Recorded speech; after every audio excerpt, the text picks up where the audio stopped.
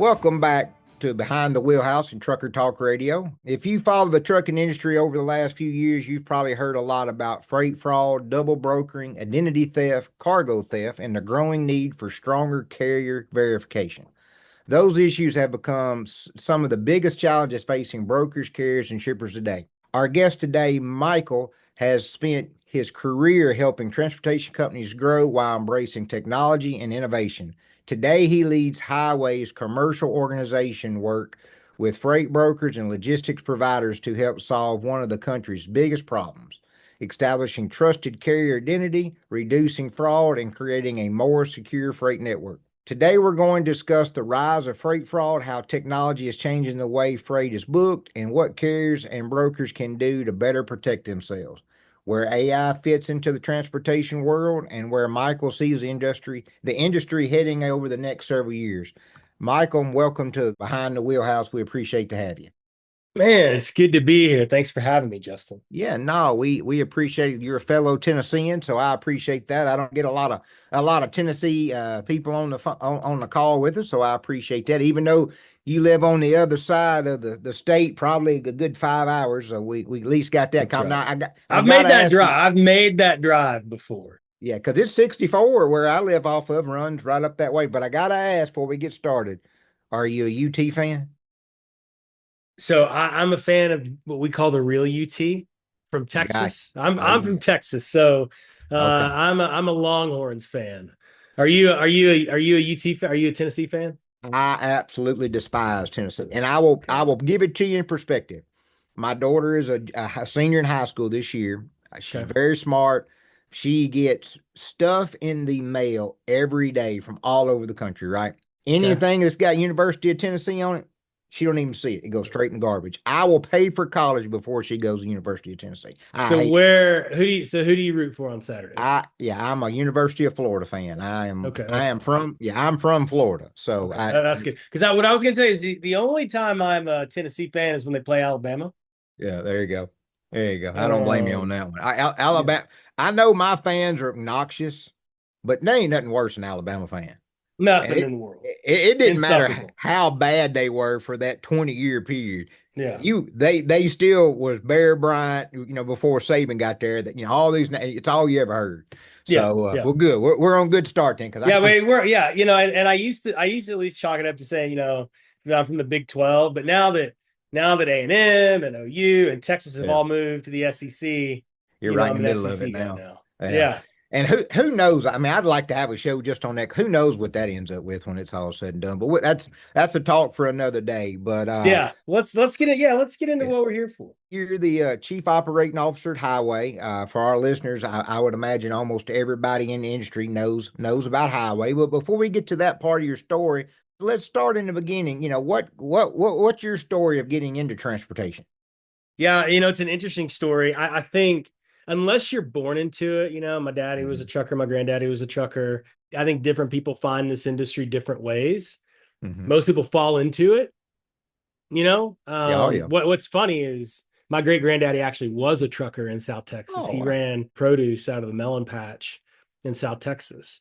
Oh, Not okay. why I got into the business, just happenstance. But the short answer, man, is I was in college.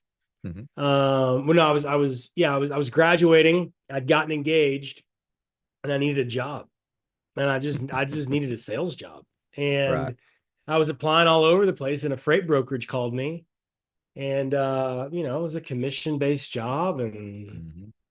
I needed a job, Justin, and they would I hire me, and understand so that. and so that's how it started, and that was over 20 years ago, Wow. um, and at a company in Texas called Bear Transportation, and if there's a lot of carriers in your audience, there was a time when we were one of the largest brokers in the country. We were Oh a wow. top 30 broker and only about 130 million in top line revenue, but that was in the early Hmm. 2000s. That was a big broker. Right. Yeah. The only big brokers were Robinson and TQL was, a couple $100 million. Hmm. And so we were a big broker back then, before all the trucking companies opened up their own brokerage. And so, man, that's how I got started. And I've been in it ever since in some form or fashion. Well, you've come a long way from starting out at a brokerage, so congratulations Thanks, on that man. and your hard work. So how did you get to Highway? Because Highway, is become a necessary thing in the industry, with Yep. what y'all do for vetting and things of that nature. Yep. I mean, I don't know, probably when you started, could you imagine where we're at as an industry now? I mean, No. it's crazy, but so how did you get led to the highway family? Yeah, no, that's a great question. I had been, gosh, I was on my fifth or sixth brokerage. So Hmm. I was at Bear for 10 years, and then I liked building and starting things. So I spent a couple of years at Redwood, like opening Yeah. offices and regions for them. I came to Chattanooga to run a business called Riverside Transport, big asset carrier with a brokerage. Hmm. Um, and I tried to get out of it at one point. I went over to FreightWaves and sold their data product Sonar. And I Oh, did okay. that for about a year, and then went back into brokerage. I was in Savannah, Georgia, commuting from Chattanooga, running a warehouse business, or building a 4PL instead of a warehouse business, Justin. Hmm. So they Yeah. had 2 million square feet of concrete and a really small fleet and a really little brokerage. And so I went there to basically build out, the Yeah. 4PL arm. Like, hey, how do we handle our customers' freight? How do we work with shippers? How do we do managed trans out of buildings? It is a ton of fun. But my technology vendors were just failing me. I mean, they were Really. just terrible. I mean, I was an RMIS customer at the time. I'd been an RMIS customer at three different places. I had implemented them as a consultant, and they sold to Truck Stop, and Truck Stop sold to Iconic, Hmm. and it went, and their just service went downhill. Nobody answered the phone, and then freight fraud got bad. And I'm sitting in a brokerage going like, what is, like, nobody Right. will help with this. Like, nobody's solving the problem. And I was a Triumph Pay customer. And so Jordan Graft is the founder and CEO of Highway. Hmm. And before Highway, he was at Triumph Bank running Triumph Pay, and I was his Right. customer. And so he left and started doing this, and I ran into him. I was like, "Man, what are you up to?" And Huh. he showed me the product, and I was like, "Dude, this is it. You fixed it. You figured out Right. the root cause, basically, right?" And so you Hmm. talk about, like, when I got into this, man. When I got into this, like, I had a packet on my day. You filled out a broker packet, Justin. Like, I had a Oh yeah, packet on my hundreds of desk, times. and I'd Yep. fax it to you, and I'd have you on one ear, and I'd have your insurance agent on the other ear. And I'm Absolutely. standing at the fax machine waiting on the certificate to come. I mean, I did all that, and then Yeah. I'd walk the packet down to accounting, and we'd print off the safer sys, and we'd staple it to. I mean, Yeah, this that is was the how you way. set up You're a right. carrier. Uh-huh.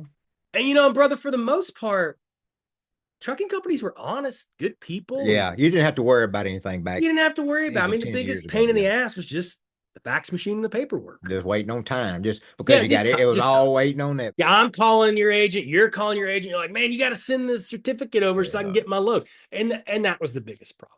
And Yeah. you fast forward 20 years, and fraud goes international, and it goes fast. So anyway, Jordan had figured out how to solve the problem, and I sold my position in that business in Savannah and was just consulting, and just really fell in love with the product and with Hmm. Jordan as a friend and a like-minded individual. And he asked me to come help him take the company to market. And so I love small carriers, because when you're Hmm. a freight broker, that's how you make your living. Right. Absolutely. The shipper's really important, and being a good salesperson is really important. But the way you make your living is having great small carriers that pick up your freight. It's something we talk on here all the time is relationships. That's And right. it's very easy to have great relationships with smaller groups. You get lost with the That's right. bigger groups because there's so many people involved. They're busy, they're running, hundreds of loads every which way. So That's you right. lose that touch. Well, and even with a big carrier, Justin, it's a fleet manager that you're going to get to have a relationship with, or Right. True. like even within there, like, man, Werner, when I was a freight broker, Werner did a lot of business for me, but it's because I had this one fleet manager, and she had 100 trucks, and I knew how to run her network, and it was like dealing with a trucking company inside of a trucking company. Right. And so when you think about that, when you think about the fact that it's a problem for the freight broker because they end up paying the bill Hmm. when there's something stolen or double brokered. It's also a problem for the carrier because when you don't trust anybody, you don't trust anybody. And so Right. every carrier gets treated like they're bad because now you're afraid of everybody. That's true. And so we had to do something to bring trust back and say, hey, here's the good guys, here are the bad guys. And that was kind of the first step of Highway. Just like, can we just help turn the noise down and say, Hmm. here are the good guys, here are the bad guys, and start kind of bringing trust back. And we've been about 4 years. And we don't do everything right, but Right.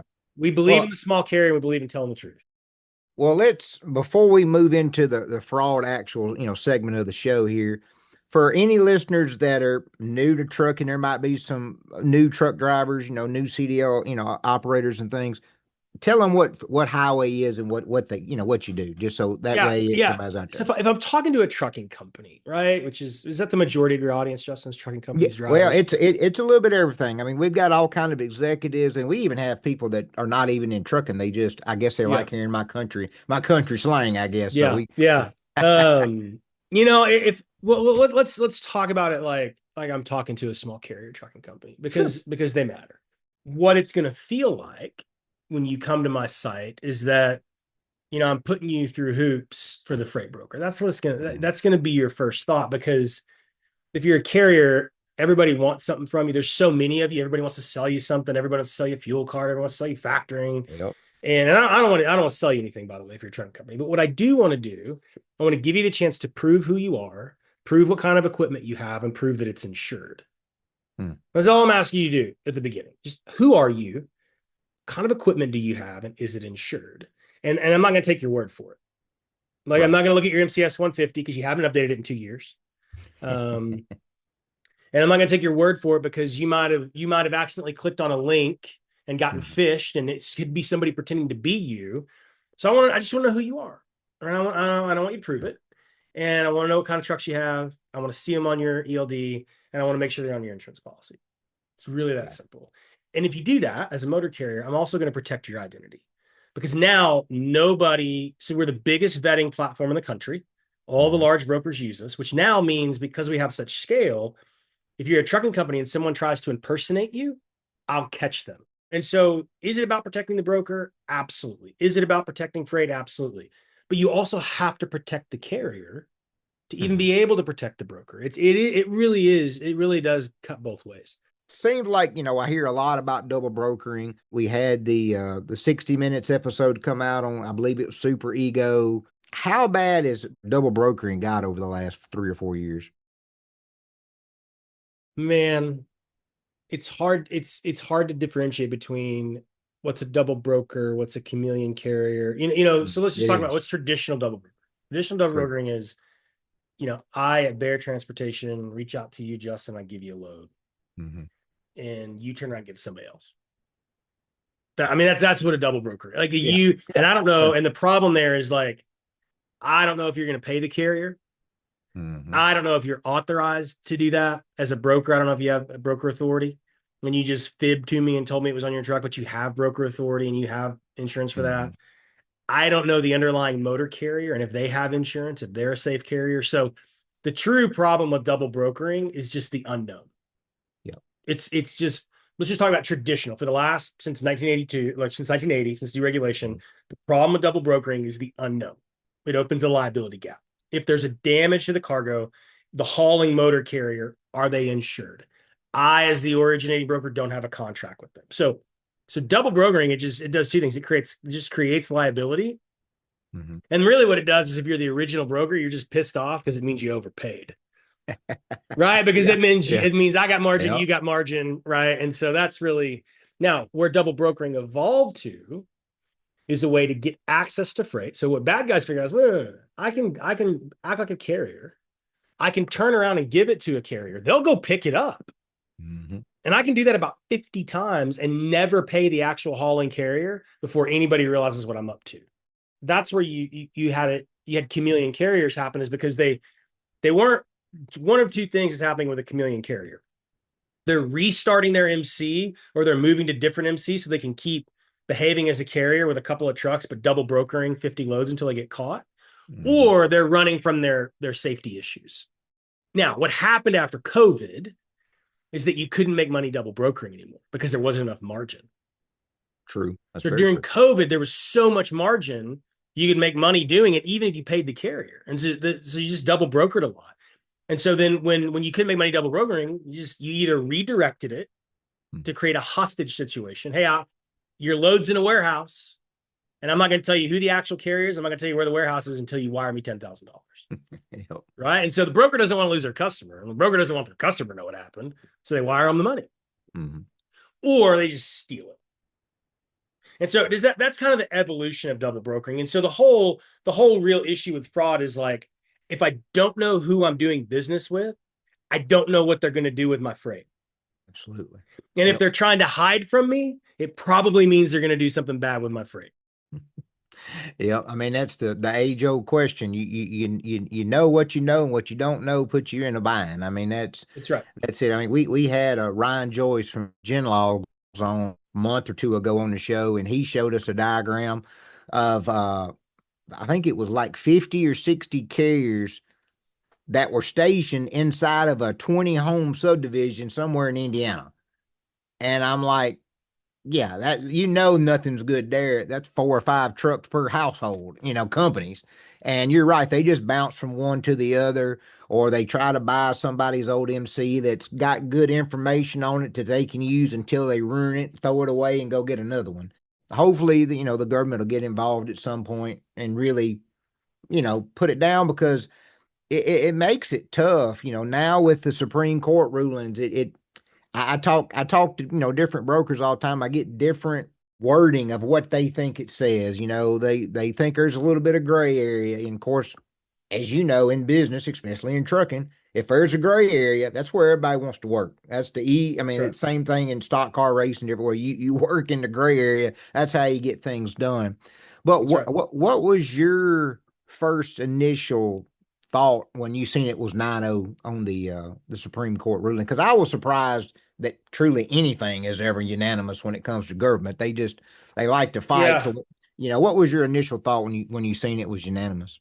Well, it's two things. One, if I'm just being honest, I listened to the oral arguments. First of Hmm. all, you know, as a kind of a kid from a small town in Texas, I never thought I would be listening, who's a freight broker. I never thought I'd be listening to Clarence Thomas talk about Right. freight brokerage and the Supreme Court. For one thing, I think the oral arguments from the freight brokers, I think the oral arguments were weak. Hmm. As a freight broker with an interest in not necessarily maintaining preemption, but because I don't think that's the core issue for the freight broker. I think the core issue is like that the freight broker is only limited in what they can do. And the freight Right. broker has to rely on a lot of different data points to make hiring decisions. And like and they get in freight brokers, what we say is they get us coming and they get us going. And Hmm. so like if you're a freight broker and you do too much and something bad happens, some plaintiff lawyer is going to try to sue you for what's called vicarious liability. They're going to say Yeah. you controlled it and it's your fault. And if you Mhm. don't do enough to avoid the vicarious liability thing, they're going to say, well, you didn't do your job, and so you're guilty of negligent hiring. And so what preemption did is it just gave us at least some buffer in some states. But when I heard it was 9-0, look, it doesn't make the opinion more valid. But what it told me is that 9 Supreme Court justices absolutely smoked the defense attorneys that have been telling freight brokers for 40 years to just stick their head in the sand and claim they're just a Mhm. broker. Yeah, Smoked them. So they if you're did. me, you've been sitting around listening to all these lawyers charge you $600 an hour to say, just have a good carrier contract, say that you're a civilian and that you rely on the government safety ratings, and that's it. Hmm. And that those lawyers got smoked. They did. And so now we're looking at those lawyers going, so what do you think now? And they don't really have a good answer. And No. so freight brokers are looking up going, no, how do I run my business? And so what the Supreme Court said is like, you have to have reasonable care. You have to use reasonable care and you have to ask the tough question. Okay, but if you're a freight broker, how do you interpret that? What are the tough questions we're supposed to ask? What's reasonable care? That's right. And the government is still giving out safety ratings, Hmm. right? And I was at a conference with Derek Barr's number 2, Jesse, I can't remember his last name, who said, we're not a rating agency. Don't rely on us. Said that in a room full of freight brokers. And so just put yourself in the freight broker's position. Yeah. Everybody wants to sue you. Yeah. You don't have preemption, but nobody can tell you what a safe carrier is. That's true. I mean, and that's what I hear all the time. And the vicarious liability comes up in every conversation I've had with the brokers since the day of the ruling, and they go in all different directions with it. And you hit the nail on the head because They all say that, like, okay, if I do too much, I get in trouble. If I don't do enough, I get in trouble. And because brokers have deeper pockets than trucking companies, than because small trucking companies don't have any money, you know that. Absolutely. Everybody wants to sue them. Hmm. And we're a sue happy country anyway. Oh I my mean that gosh. I mean Yeah. it's ridiculous. I mean they'll sue you over anything. And with everything going on, how is Highway looking at, are y'all trying to come up or already come up with some changing in carrier vetting that will help the brokers in a way or help I mean what do y'all do now with this ruling? Yeah, absolutely. So it's a really good question. So the first thing I have to say is that you have to draw a line between what is a service that Hmm. you can use to mitigate your risk versus what is a risk transfer mechanism. So you may do various things in your life to mitigate your risk. You may Hmm. have an alarm on your house. You may have seat belts in your car. But none of those things are going to show up and accept the responsibility for risk if risk. Like your alarm company isn't going to pay you if something gets stolen out of your house. Right.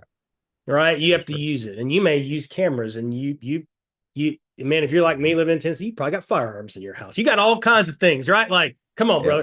brother. But none of those things are going to show up and write you a check if something still gets stolen. Hmm. And so Highway lives in the place if we will do everything in our power to help you manage that, but we can't accept the risk. And I'm going to get to why that matters in a minute. So you asked the question of what are we doing today? So today, Highway has the most comprehensive set of data around how a carrier behaves, both from just like a how they book freight, what they do, where they go, do they double broker, and then Hmm. all of the safety data that we get from the government. So today, a freight broker, and what they are going to have to do today is have some type of standard, Justin, and just be really Hmm. consistent. Right. So maybe we're not going to use anybody that's had a drug and alcohol violation, or maybe we're not going to use Hmm. anybody that has a certain out of service threshold. So that exists. So what we're saying is like you've got to pick something and just be really consistent, and we'll give you the tools to make that decision. And so what that means is if you're a carrier and you're listening, that means two things. Brokers are going to look at you. And if you run from one MC to another, they're going to look at your old MC and not load your new one. That's the big thing is like running away from your past isn't going to work anymore. Like Justin, you and I can't run away from our credit score. We don't get to just go Nope. get a new social security number and in a different credit card, right? No, that's right. And so we can see where you run. We can see where you were and where you're going.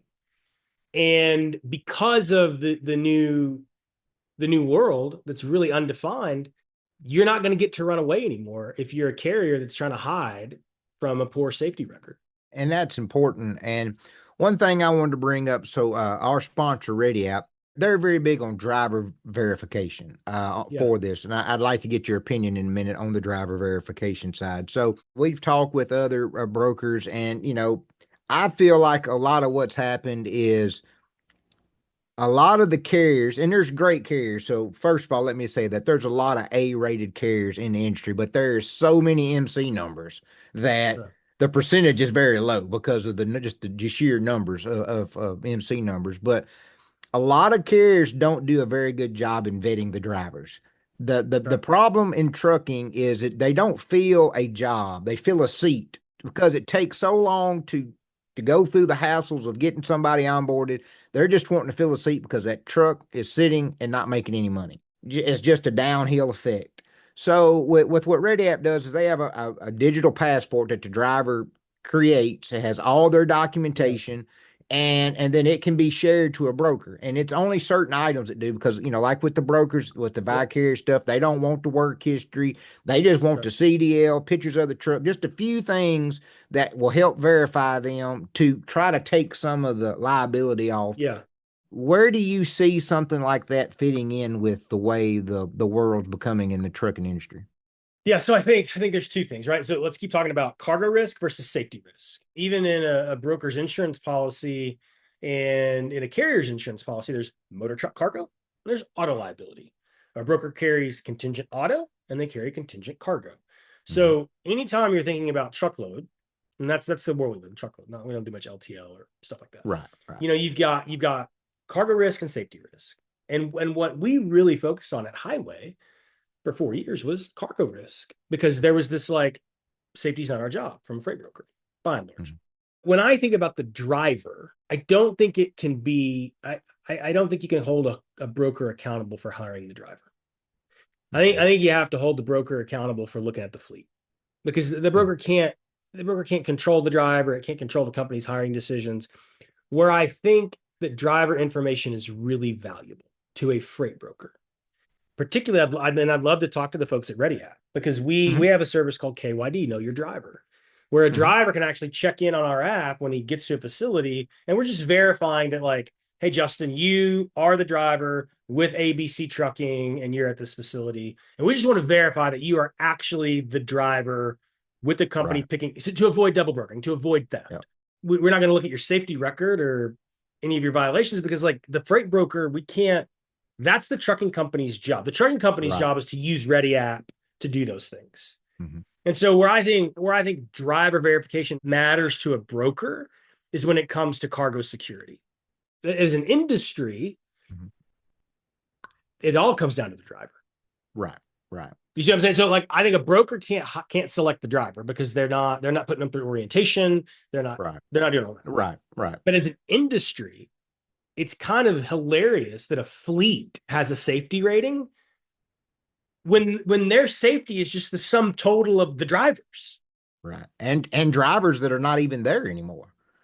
So with turnover, I mean, on small fleets, it's like 100% a quarter or something like that. At least it always was when I was in the trucking side of it. It hadn't changed. Yeah, right. And so the big ones, it ain't much better.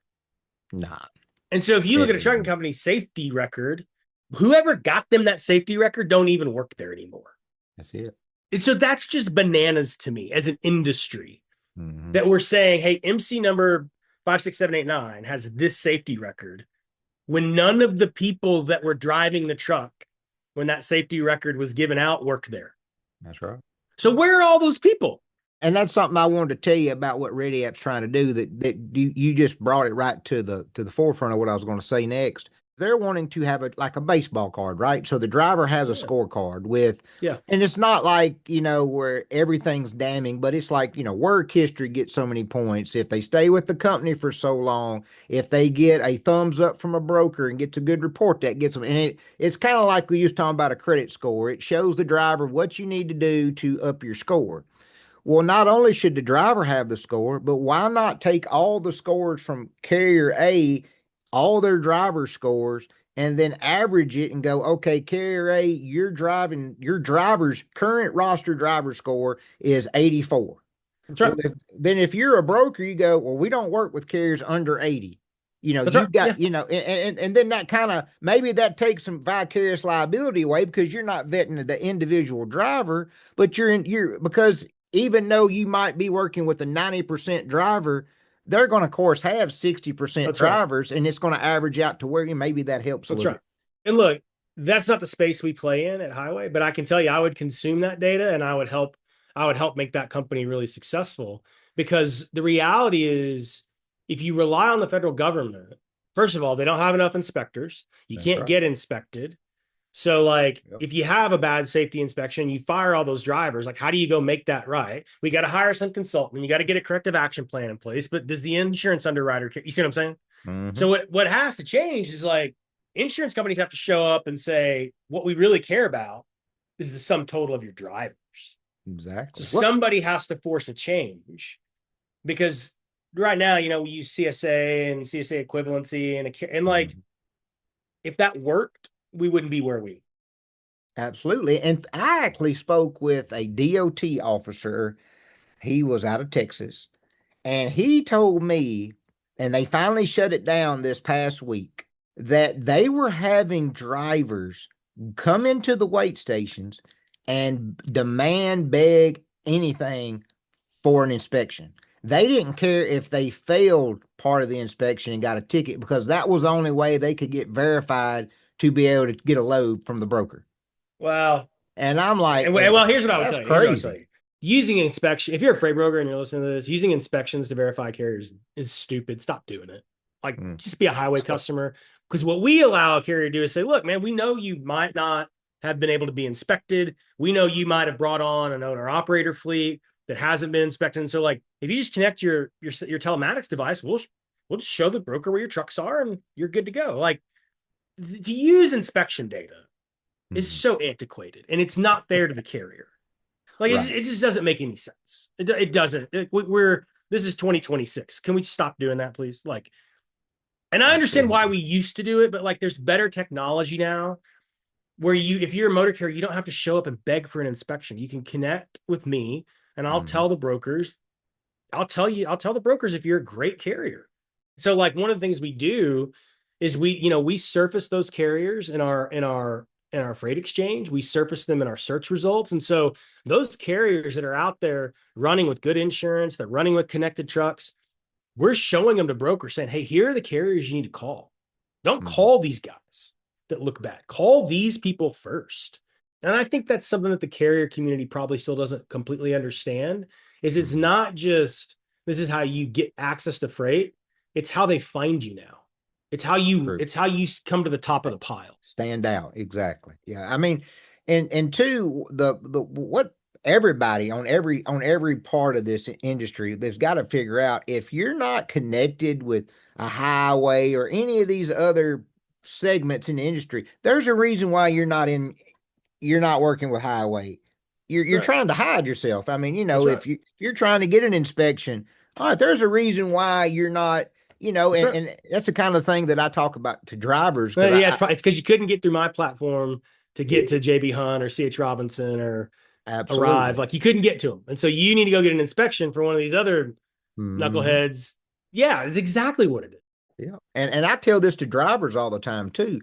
With what's happened with the non-domicile, this non-speaking English, and just all this craziness that the decent, not even the great drivers, just the decent, good truck Yeah, driver, they have got to start doing something to stand out. They need to that's show, right. that, hey, I'm not saying you got to go and kiss somebody's butt That's or right. go the extra mile, but you've got to do something to stand out a little bit because truckers have always had the bad rap. They're the sorry ass truck driver. I bet I've heard Yeah, that 4 billion times in my 20 years of business. And there's always going to be bad actors in any segment of any sector of any company or industry. But you've got to get yourself out there and stand out and go, I'm a grade A, truck driver. I can do it all. I can be good for your company, but you've got to figure out a way to do that. some of the language that the trucking industry likes to use, which I Mhm. agree with, by the way, is the professional driver. True. Yeah. And look, I had 100 of my own trucks at Port City, and then when I was at Riverside, we had 1,500 trucks between Riverside and Transco lines. I mean, look, I sat one office away from our maintenance department.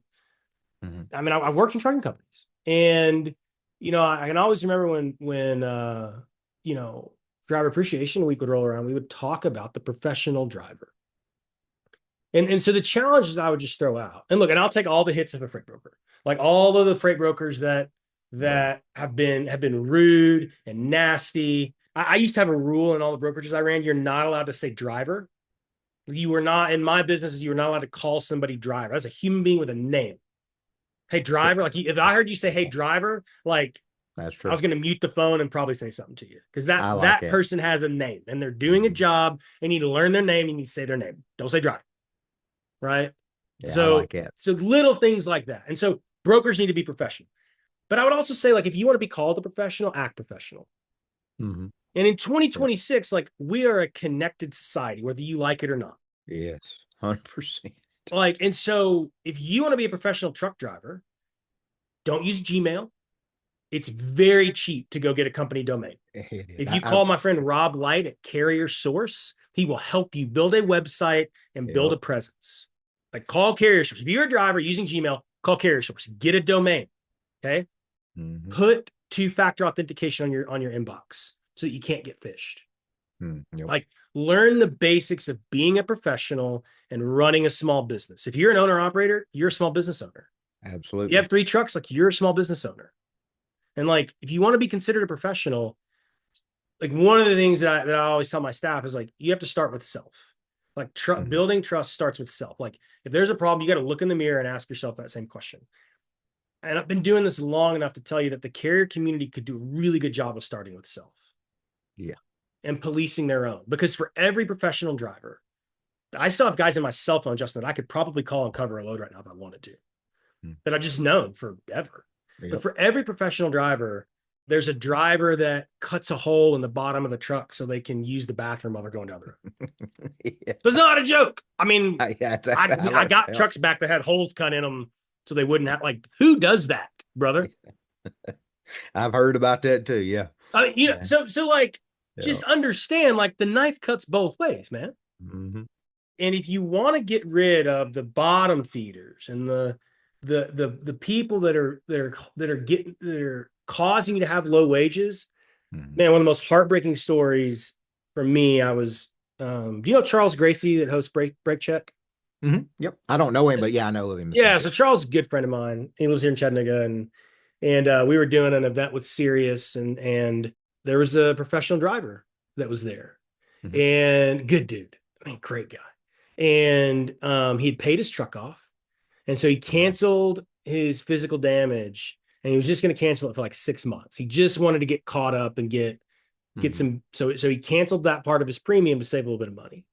And right after he did that, his truck caught on fire, Hmm. and he was in the truck when it caught on fire. I don't know what I was electric. I don't know what it was. Just he barely made it out. But when I met this gentleman, he had nothing because the way that he made a living Hmm. burned to the ground and he watched it burn. And he'd canceled his physical damage policy. And part of the problem is that when we don't show up as professionals and say, I'm the good guy, and Right. we let everybody look the same, you have, and I'm sorry, this is what they are. It's not a racist statement. You have foreign actors coming into your country and Hmm. undercutting you, right? They're living all at that house in Indiana, right? Yep. Or some apartment complex. They're sending their money to a place Back that is home. not our country, or they're Hmm. stealing your freight, and they're the ones that are suppressing your wages. It's not the broker. It's not the big bad broker. Yeah. It's actually the shipper who actually pays the bill, who's Hmm. exploiting the wages by the less than driver. So if you're a Yeah. professional truck driver and you want to fix the wage problem, first of all, stop letting the ATA say there's a driver shortage. There's not. There's a pay issue. Show up and act like a professional so that I can show the world who you are and I can show everybody else who the bad guys are. And I can tell you the broker community will go leverage that and get the money from the shipper. But if Yep. you're a shipper that's listening, you need to pay a fair wage. Absolutely. You can't Absolutely. expect, you cannot expect for a freight broker to hire a safe motor carrier when you're paying a rate that we got 10 years ago, Hmm. Yep. right? At some point, Justin, the economics have to work. Yeah, and it's been a while for the driver that the economics has really worked in their favor. I mean, it's tough, but I have to say I preach it from the rooftop. The Gmail thing drives me insane. It does. I mean, I'm an entrepreneur. I've got 6 or 7 little bitty businesses. They're nothing big. Every one Yeah, of them's got a $7 a month Google Workspace. I mean, that's and right. it costs me $10 a year for the web name. That's it. It's You it. know, It's cheap. It's cheap. and when I send an email, I look professional. And no one taught me that. That was just me figuring that out of high school when I started my first lumber business. And I'm like, I'm going to buy a website, and I'm Yeah. going to have, I'm not going to use, back then it was AOL. I'm not going to use AOL. That just, I look like everybody else. And it does. And it's so easy for fraud. I mean, I talk about it all the time that, I wish the load boards would do a better job and not allow a Gmail to be on their load boards, because a driver looks at the load board and it says J Smith at TQL at gmail.com. That poor driver sees TQL and he thinks he's got a broker and he calls, and then, That's hey, right. it's off to the races. But But you got to think about incentive though. The load boards are incentivized to have as many people give them a credit card number as possible. oh, They yeah. don't care about fraud. I don't care what they say. They're going to tell you they do. If Hmm. you look at their business model and their financials, they can't care about fraud. Because if they cared about fraud, they'd have to turn off 20% of their customers. That's right. 100%. I agree Say with that you one more time. wholeheartedly. If DAT cared about fraud, they would turn off 20% of their customers. They don't. They care about getting as many heartbeats and credit card numbers to sign up for an account as possible. Makes perfect sense because just like I said with the Gmail, I mean, it's so obvious. No decent broker is going to have a Gmail account because That's right. it's too worth having a brand. You want your name out there. You might never be as big as TQL or CH Robinson, but you can be a small fish and still make a living. That's right. And if you're a small business, like you can have fun with it. Like when I used to load a company, man, there was a load board called getloaded.com. And it was before it was I think DAT or Truck Stop ended up buying, I don't remember. Mhm. But there was a cat, it was a husband and wife team, and the name of the company was Ugly Truck Beautiful Service. There you go. I mean, and you're not I mean, going to I'm saying, forget dude, we're that. sitting here talking 20 years later, and I remember that dude. Yeah, you're not I going to I had forget his that. cell phone number, Ugly Truck Beautiful Service. And he was one guy. I couldn't give him a lot of freight because he's one guy, Right. but he was awesome. And I still remember that. And so, like, man, if you're a small business owner, it doesn't take much to build a brand and have an Mhm. email address and take pride in what you do. And look, I Yeah. know it's hard. And I probably sound like some redneck sitting behind a desk that's never been in a truck and telling you how to do your job. I get it. But you're Mhm. also a business owner. Yeah. And it's not that hard. And it's not hard to take pride in what you do. Look, I want to make the driver's life better. I do. I want to give them a clean way to connect with brokers, find the best freight. And I think if we do that, the market will start repricing itself. Well, hopefully so, because they definitely deserve better wages for sure. Well, my last segment, we I know you're busy, so I don't want to keep you long, but the future of freight. We got AI, autonomous. That's what everybody talks about. Everybody has a different opinion on autonomous. I've got my own opinion, so I mean I'm no different than anybody else. AI, I really feel like is great in a way that if you know how to use it, you can save yourself a lot of work. Maybe it's to where people basically are doing two jobs because AI can do at least half of one of your jobs per se. But what excites you the most, and what do you see upcoming in the future with trucking? So I think what I would say about the future of freight is it's growing up. Hmm, that's a It's good growing up. analogy. Yeah. It's maturing, right? And so for a long time, I would say since deregulation, we've been gunslinging a little bit. Hmm. Yeah. We've got too many foreign controlled entities and anti-American people running through our supply chain. Hmm. And I'm just gonna say, I mean, look, I'm a patriot. I love my country, and there are people that do not love our country Absolutely. driving a big rig, and that troubles me. And that's an 80,000 pound bomb that they're driving. That's right. That's right. You know. And so I think we just look. I'm not a fear monger. I'm just saying that's a fact, and you got to be aware of it. That's it. You have people that are anti-American, that are overseas, that don't care about our country, that are just trying to exploit the gaps in the trucking system. Mhm. Okay, so what does that mean?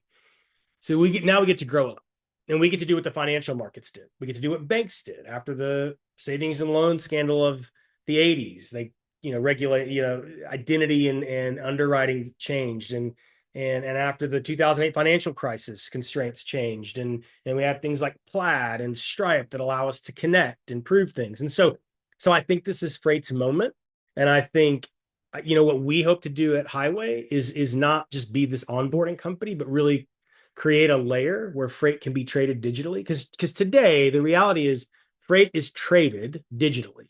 We're using email addresses, we're using documentation and rate confirmations going back and forth. And that's like a bank transaction or buying a plane ticket. That's a digital transaction that Yeah. moves in the physical world. And so we need to secure that. And so I think the future is a secure digital transaction that allows good carriers, good brokers, good telematics providers, because there's a lot of bad ones, good insurance agents, because there's a lot of bad insurance agents, good factors, because there's a lot of bad factors. I think the Mhm. future is that, like, what Highway is going to do is create a world where those five parties, factoring companies, telematics providers, insurance agents, brokers, and carriers, they show up and play by the same rules. And everybody else is just out there on Craigslist. Just if you need to bang on a door to get an inspection because like you just need to go on Craigslist, Facebook Marketplace, and like hope for the best. That's Go right. get a mulch load. I don't know what to tell you. Yeah. And so I think that's the future. I think we're gonna grow up. I think it's time we grow up. I like that analogy because that is right. It needs to grow up. And I think one thing too, I think the big players in the industry, they can't be scared of integrating.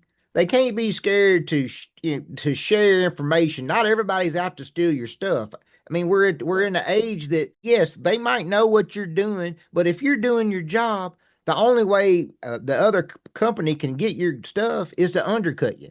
That's But right. if your service is good, undercutting shouldn't matter.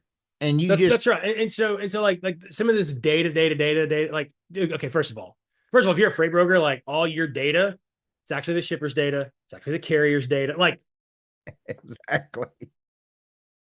you know what I mean? Like, Yep, is it really your data? I absolutely. mean, I love you, I serve you, you're my customer, but like all of your data is just somebody else's data. It's your Hmm. shipper's data. It's your so we have all this. All right. I'll tell you a funny story. Coyote, everybody knows who Coyote Logistics is, right? Yep. Sold to Hmm. UPS, sold to ARC. So when Coyote Logistics had like 10 employees, my friend Mark Ford went to work there and started the carrier group. Okay. And Mark Ford worked at American Backhaulers, and Mark Ford worked at C.H. Robinson. He's built more carrier sales teams than anybody in the US. And when I first tried to sell Highway to my friend Mark Ford, he was like, I don't want to share my data. He was working at Blue Grizz. Oh, my data, my data, my data. I was like, Mark, you got to get off this my data thing. Like, Hmm. dude, I have everything you've got. It's not cute anymore. And we argued about that for about a year. And Mark became my customer. And now Mark is our chief capacity officer and runs, a third of Highway because he showed up. He finally said, this idea of like everybody's got unique data.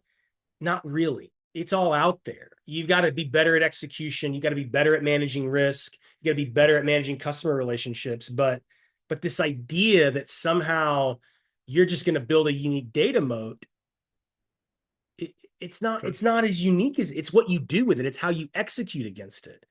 And so you're right. It's not that all the big players need to go share their rates or share things, but Mhm. also like what I will tell you is what I've seen from the largest brokers in the country is that they want to solve this problem.